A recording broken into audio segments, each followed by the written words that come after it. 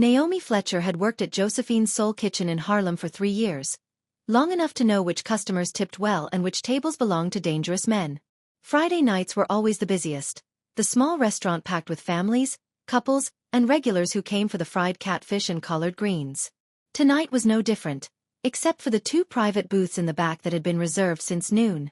Naomi knew those reservations meant trouble was coming. The owner, Miss Josephine, had pulled her aside at the start of the shift. Those back booths are for the Okafor brothers. You serve them, you keep your mouth shut, and you do not look at anything on their table too closely. Understand? Naomi understood perfectly. The Okafor brothers controlled half of Harlem's underworld. Everyone knew their names, whispered in corners and spoken with fear. Malcolm Okafor ran the organization with an iron fist, while his younger brother Isaiah handled the street operations. They were born in Brooklyn to Nigerian immigrants, built an empire on respect and violence, and ruled their territory like kings. Naomi tied her apron tighter and checked her notepad. She was 26, working 2 jobs to finish her nursing degree at City College. Josephine's paid well, especially on nights when dangerous men needed service and discretion. She could not afford to lose this job by making mistakes. At exactly 8 o'clock, 4 black SUVs pulled up outside the restaurant. Men in expensive suits emerged, scanning the street before opening doors for the Okafor brothers. Malcolm entered first, tall and commanding in a charcoal suit, his dark skin gleaming under the restaurant lights. He had the kind of presence that made everyone stop talking. Isaiah followed, younger by 3 years but just as imposing, wearing gold chains and designer clothes that screamed wealth. Their security detail filled booth 7 while the brothers took booth 8. Naomi approached with menus, keeping her eyes respectfully lowered. "Good evening, gentlemen. Welcome to Josephine's. Can I start you with drinks?" Malcolm looked at her with sharp, calculating eyes. "You are new." "3 years, sir. But I have not served your table before." Malcolm nodded slowly. "We will have the usual." "You know what that means." Naomi shook her head. "No, sir. I do not." Isaiah laughed, a sound that held no warmth. "She does not know the usual, brother. Maybe we need to educate her." Malcolm waved him off. "Bring us 2 bottles of Hennessy, ice, and glasses. No food yet. We are expecting a guest." Naomi nodded and hurried to the bar. She relayed the order to DeAndre, the bartender, who gave her a knowing look. "The Okafors do not usually bring people here. Must be important business." Naomi prepared the drink service carefully, arranging everything on a tray. As she carried it back toward the booths, the front door opened and another group entered. 3 men, also in suits, also moving with that careful awareness that marked them as players in the game. Miss Josephine intercepted them, spoke quietly, and gestured toward booth 7. Naomi froze. Booth 7 was where the security detail sat. Booth 8 was the Okafor brothers. But Miss Josephine was directing these new arrivals to booth 7, which meant the security would need to move. The restaurant's layout suddenly felt like a chessboard, and Naomi was caught in the middle of pieces being repositioned. She delivered the Hennessy to booth 8, set everything up professionally, and stepped back. Malcolm was on his phone, speaking in rapid Igbo. Isaiah watched the front door with tension in his jaw. As Naomi returned to the kitchen, she heard Miss Josephine arguing quietly with DeAndre. "I thought the Riveras were coming at 9, not 8. Now both groups are here at the same time." The Riveras. Naomi knew that name too. They ran the drug distribution in Washington Heights, a predominantly Dominican organization that occasionally did business with the Okafors. If both groups were here tonight, this was a major deal going down. Naomi grabbed menus for the Rivera table and headed toward booth 7, but Miss Josephine grabbed her arm. "Wait. The Riveras are in booth 6 now. I moved them. Booth 7 is staying security only." Naomi was confused. "But you just sent those 3 men to booth 7. Miss Josephine's face went pale. "What 3 men?" "I sent the Riveras to booth 6. They both turned to look at the restaurant layout.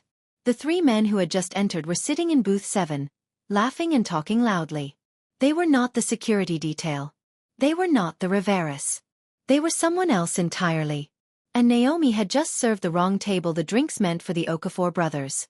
Naomi's stomach dropped. "Miss Josephine, who are those men in booth 7? The owner's hands trembled as she pulled out her phone and texted someone frantically. I do not know. They said they had a reservation. I thought they were with the Riveras. One of the men in booth 7 stood up and walked toward the bathroom, passing close to Naomi. She caught a glimpse of something under his jacket, a bulge at his chest that was not a weapon. It was too square, too rigid. A wire. The man was wearing a recording device. Naomi's breath caught. Federal agents. They had walked into Josephine's pretending to be customers, and now they were sitting one booth away from Malcolm Okafor while he discussed business. If Malcolm discovered FBI in the restaurant, people would die. Miss Josephine grabbed Naomi's arm hard enough to hurt. You need to fix this. Right now. Get those drinks back from booth 7 before the Okafors notice. Tell them it was a mistake. Give them something for free, I do not care. Just get them out of here quietly. Naomi's hands shook as she approached booth 7. The 3 men were laughing, pouring the Hennessy, completely comfortable. Too comfortable. They wanted to be here. They wanted to be close to the Okafors while wearing wires. Naomi forced a bright smile. Gentlemen, I am so sorry, but there was a mix-up with your order. Those drinks were meant for another table. I will bring your actual order right away. The man closest to her, white with sharp features and cold eyes, smiled back. No mix-up, sweetheart. We ordered Hennessy. This is perfect. Sir, I really need to. We are keeping the drinks, he said firmly. Now walk away. Naomi felt trapped. If she pushed harder, she would draw attention. If she walked away, the FBI agents would stay positioned next to Malcolm's booth, recording everything. She glanced toward booth 8 and her blood froze. Isaiah Okafor was staring directly at her, his eyes narrowed with suspicion. He stood up and walked toward her, his massive frame cutting through the restaurant like a predator. Problem here? Isaiah asked, looking between Naomi and the 3 men. The white agent smiled easily. No problem, friend. Just enjoying our drinks. Isaiah's eyes moved to the Hennessy bottles, then to Naomi. Those are our bottles. The expensive ones. Why are they drinking our order? Naomi's voice came out shaky. Mix-up, sir. I accidentally served the wrong table. I was just about to fix it. Isaiah's jaw tightened. He looked at the 3 men again, really looked at them, and Naomi saw the moment he realized something was wrong. These men did not belong here. Isaiah pulled out his phone and took a photo of the 3 men, fast and subtle. Then he grabbed Naomi's elbow, his grip like iron. Come with me. Right now. He pulled her toward the back office, away from both booths. Once inside, he closed the door and stood between her and the exit. Who are those men? Naomi's heart hammered. I do not know, sir. They came in with a reservation. I thought they were with your party. Isaiah pulled up his phone and sent the photo to someone. 10 seconds later, his phone rang. He answered, listened, and his expression went murderous. Are you sure? Positive ID. He hung up and looked at Naomi with eyes that promised violence. Those men are federal agents. FBI. And you just served them drinks meant for my brother's table, which means you put them close enough to record our conversation. Naomi backed against the wall. I did not know. I swear, I thought they were regular customers. It was a mistake. Isaiah moved closer, towering over her. Mistakes like that get people killed. My brother is out there right now discussing business that could put him away for life. Those agents are recording everything. Because of you. Naomi's eyes filled with tears. Please, I did not know. You have to believe me. Isaiah stared at her for a long moment, then pulled out his phone again. Malcolm. We have a problem. 3 feds in booth 7. They are wired up. Through the phone, Naomi heard Malcolm's voice go deadly calm. Handle it. Quietly. Isaiah hung up and looked at Naomi. You are going to help me fix this. Right now. He opened the office door and gestured for her to walk ahead of him. They returned to the main dining room just as Malcolm stood from booth 8. The entire restaurant seemed to hold its breath. Malcolm walked slowly toward booth 7, his security detail moving to block the exits. The 3 FBI agents noticed the shift immediately. Their easy smiles disappeared, replaced with tension. Malcolm stopped at their booth and looked down at them with an expression of pure contempt. Gentlemen, I think you are in the wrong establishment. This is a private family restaurant. Customers need reservations, and I do not recall approving yours." The white agent stood, his hand moving toward his jacket. "We have every right to be here. This is a public business." Malcolm smiled, and it was the most dangerous thing Naomi had ever seen. "Funny. I own this building. I own this block. Nothing here is public." The agent's hand stopped moving. He understood the message. They were trapped. The tension in the restaurant was suffocating. Every customer had stopped eating, sensing the danger. Miss Josephine stood behind the counter, her face ashen. Malcolm gestured to his security. "Escort these gentlemen outside. Make sure they leave the neighborhood safely. We would not want anything unfortunate to happen." The FBI agent stood slowly. They were outnumbered, outgunned, and completely exposed. The white agent looked at Naomi, and she saw something in his eyes. Desperation, calculation. He was going to make a move. But before he could, Isaiah grabbed Naomi's arm and pulled her close, speaking loud enough for everyone to hear. "My brother, I think this waitress made an honest mistake. She is new to serving our table. Maybe we should be understanding." Malcolm's eyes moved to Naomi, really seeing her for the first time. "Is that true? You mixed up the tables." Naomi nodded frantically. "Yes, sir. I am so sorry. I did not know which booth was which. It was my first time serving you." Malcolm studied her face, looking for lies. Whatever he saw must have satisfied him because he nodded slowly. "Mistakes happen. Just not twice." He turned back to the FBI agents. "As for you three, I suggest you leave before my patience runs out." The lead agent's jaw tightened. "We are federal officers. You cannot threaten us." Malcolm laughed, a sound like breaking glass. "Threaten you? I am a businessman enjoying dinner in my own neighborhood. You are the ones who walked into a private establishment wearing recording devices. That sounds like harassment to me." He leaned closer, his voice dropping to a whisper that somehow carried through the whole restaurant. "You got nothing on that wire. I have said nothing illegal. My brother has said nothing illegal. All you have is expensive liquor being served to the wrong table. Now leave, before I call my lawyer and file complaints about FBI harassment of black-owned businesses." The agent knew he was beaten. They had come here hoping to catch Malcolm discussing criminal operations. Instead, they had been identified, cornered, and humiliated. He gestured to his partners, and the three of them walked toward the door, Malcolm's security following close behind.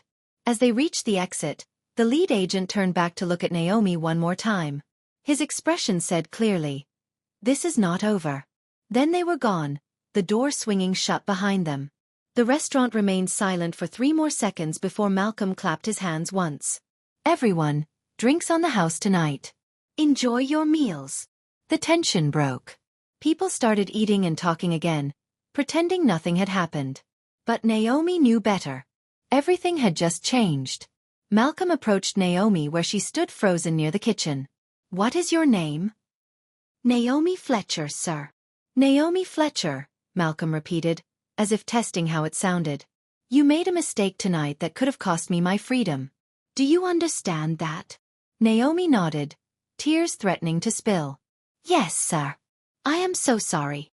Malcolm studied her for a moment longer, then surprised her by smiling. "But you also stayed calm when my brother questioned you. You did not panic, did not try to run. That takes courage." He pulled out a roll of cash and handed her $500 bills. "For your trouble. And because I appreciate honesty, even in mistakes." Naomi stared at the money, unsure if she should take it. Malcolm pressed it into her hand. "Take it. You earned it by not getting anyone killed tonight." He walked back to booth 8, where Isaiah was waiting. Naomi's hands shook as she pocketed the money. She had just survived something that should have gotten her killed. Miss Josephine pulled her into the kitchen, her eyes wide. "Girl, you are the luckiest person alive right now.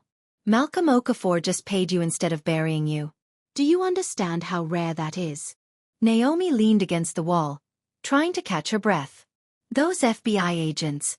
They will come back, will not they?" Miss Josephine nodded grimly. "Probably. They will want to know how you identified them.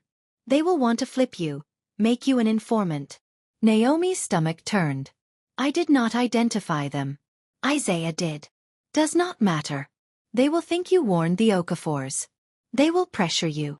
Miss Josephine grabbed Naomi's shoulders. Listen to me carefully. If the FBI comes asking questions, you tell them the truth. You served the wrong table by mistake. You did not know they were agents. You did not know who the Okafors were. You are just a college student working to pay tuition. Nothing more. Naomi nodded, but her mind was spinning. She had just gotten caught between the FBI and one of Harlem's most dangerous crime families. There was no safe side to be on. The rest of the shift passed in a blur. The Okafors finished their meeting and left around 10 o'clock, Malcolm nodding to Naomi as he walked out.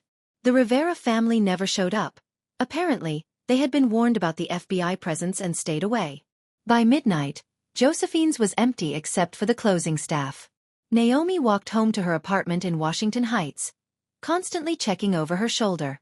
Every shadow felt like a threat. Every car that slowed down made her heart race. She made it inside her building and locked 3 deadbolts behind her. Her roommate Keisha was still awake, studying for her own exams. Girl, you look terrible. Rough shift.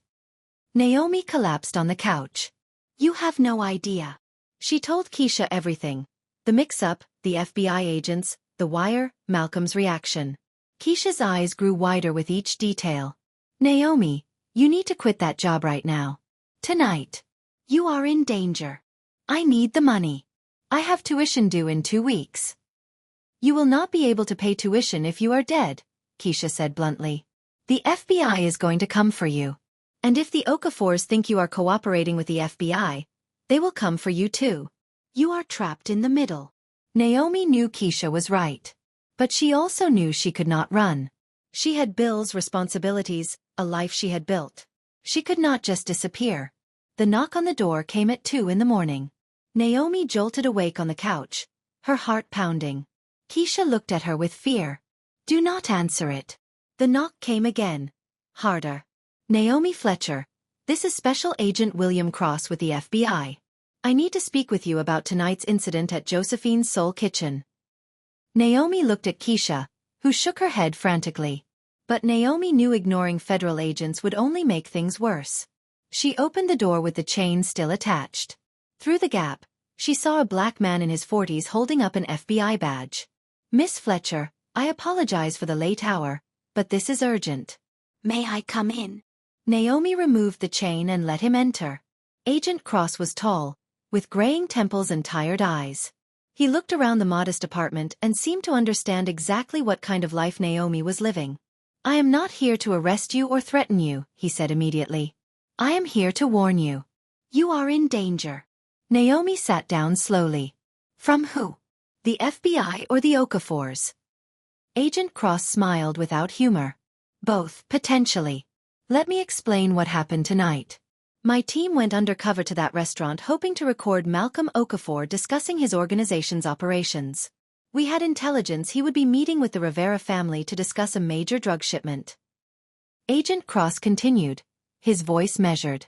When you served us those drinks meant for Malcolm's table, it actually helped our cover.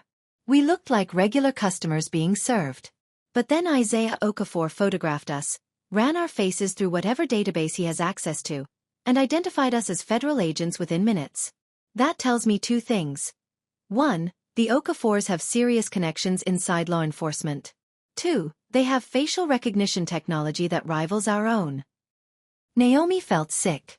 So what does that mean for me? It means Malcolm Okafor knows those drinks were not supposed to come to our table. He knows you made a mistake. But the question is whether he believes it was genuinely an accident or whether you deliberately warned us by serving our table, creating a reason for staff to approach us and identify us. Agent Cross leaned forward. I saw how you looked at my partner before you tried to take those drinks back. You spotted his wire, did not you? Naomi hesitated, then nodded. I saw something under his jacket. I did not know what it was for sure, but it did not look right. And you did not warn Malcolm immediately. You tried to remove us quietly. Why? Naomi met his eyes. Because I did not want anyone to get hurt.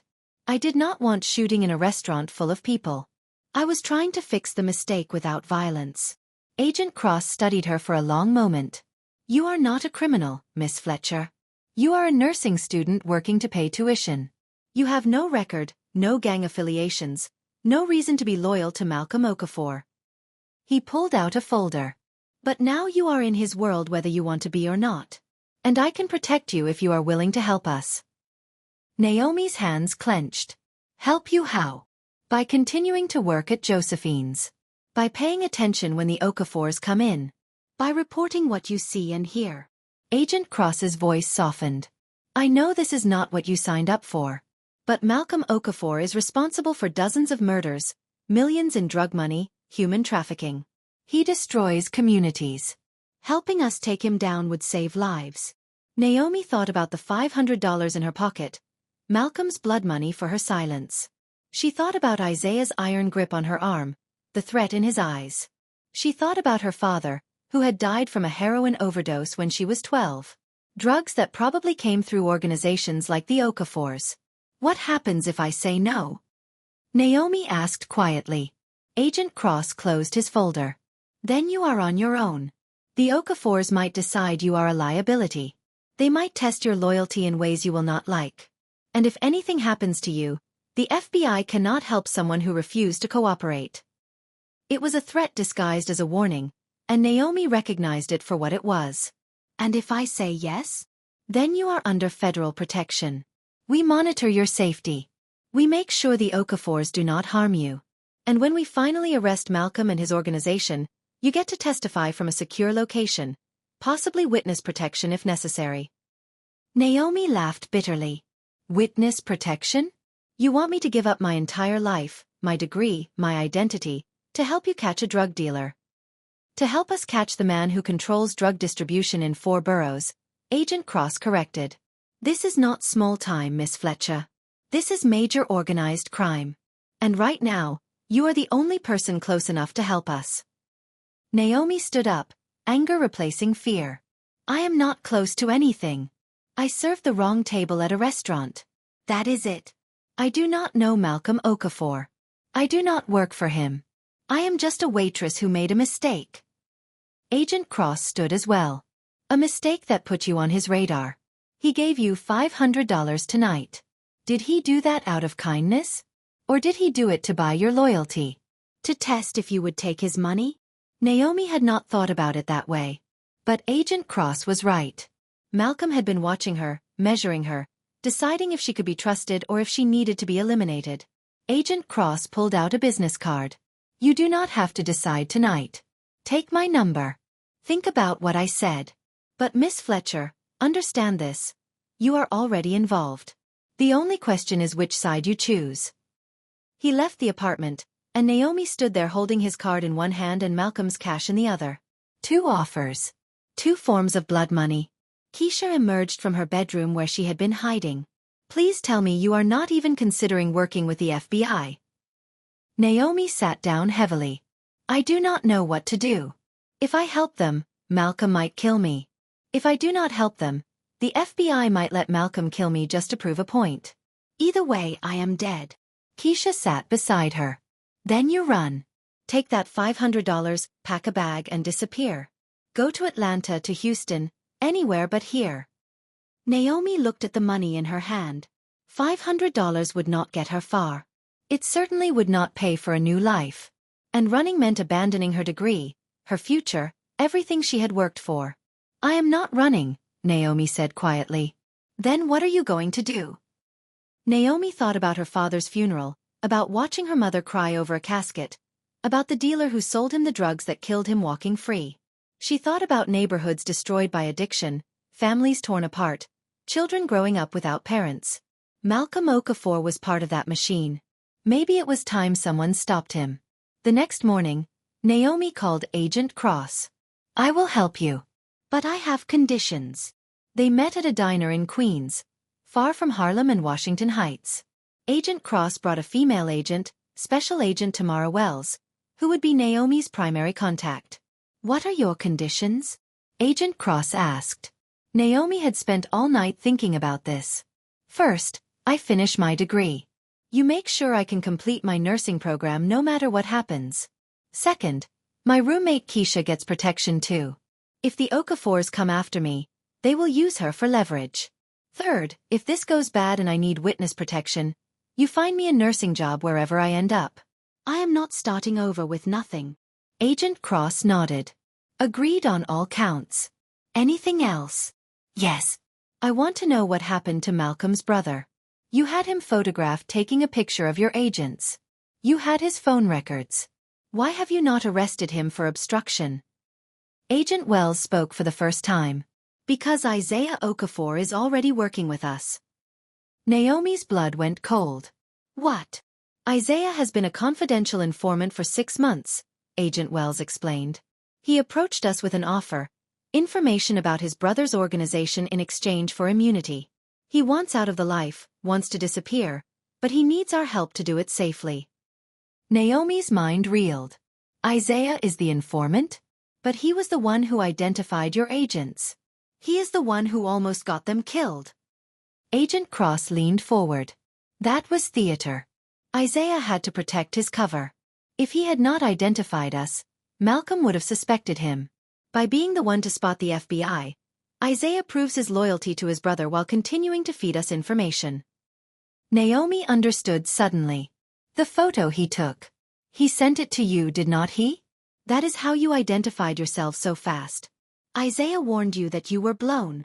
Exactly, Agent Wells confirmed. Isaiah is taking enormous risks.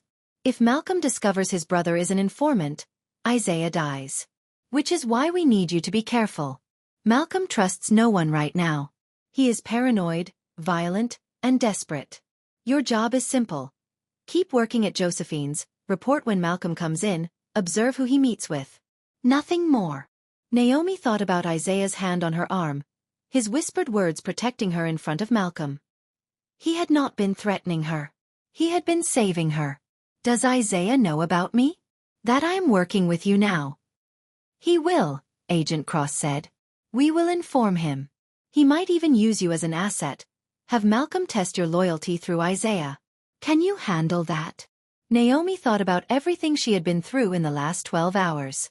She thought about her father's grave and the nursing degree she was 2 semesters from completing. She thought about all the families destroyed by men like Malcolm Okafor. I can handle it, Naomi said firmly. 3 months later, the FBI raided 15 locations simultaneously, arresting Malcolm Okafor and 37 members of his organization. The evidence came from wiretaps, surveillance, and testimony from Isaiah Okafor, who entered witness protection the same day. Naomi Fletcher never testified in court. Her name never appeared in any report. She graduated with her nursing degree and took a job at a hospital in Philadelphia, where no one knew her connection to the Okafor case. Sometimes she thought about that Friday night when she served the wrong table and accidentally exposed an FBI wire. One mistake had brought down an empire. Isaiah had sent her a message through Agent Wells after the arrests. Thank you for being brave when it mattered. Your father would be proud. Naomi kept that message in her wallet next to her nursing license. It reminded her that sometimes the smallest actions, serving the wrong drinks to the wrong table, could change everything. She had been a waitress caught between the FBI and the mafia. She had chosen a side and survived. And somewhere in America, under a new name in a new city, Isaiah Okafor was alive because she had made that choice. That was enough.